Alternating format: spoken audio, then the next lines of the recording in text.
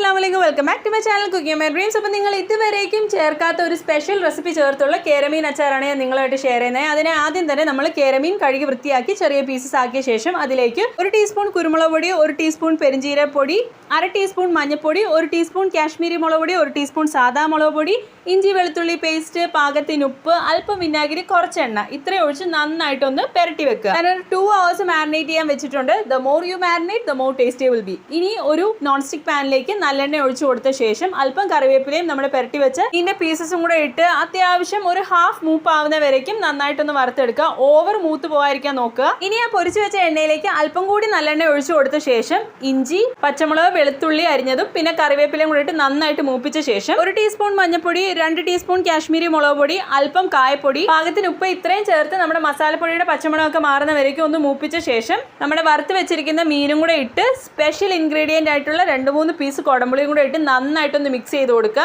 ഇനി ഒരു 2 table spoon വിനാഗിരിയും കൂടെ ഒഴിച്ച് നന്നായിട്ടൊന്ന് മിക്സ് ചെയ്ത് ഒരു 10 മിനിറ്റ് മൂടി വെച്ച് ലോ ഫ്ലെയിമിൽ ഇട്ട് കഴിഞ്ഞാൽ നമ്മുടെ കേരമീൻ അച്ചാർ റെഡിയായി. ഇത് നമുക്ക് ഇഷ്ടമുള്ള ഒരു പാത്രത്തിലേക്ക് മാറ്റാം. ഞാനിവിടെ ഭരണിയിലോട്ടാണ് മാറ്റുന്നത്. അപ്പോൾ ഈ വീഡിയോ എല്ലാവർക്കും ഇഷ്ടമായെന്ന് വിശ്വസിക്കുന്നു. Do like, share and subscribe. Thank you for watching. It's me Shana signing off. Take care. Allah Hafiz.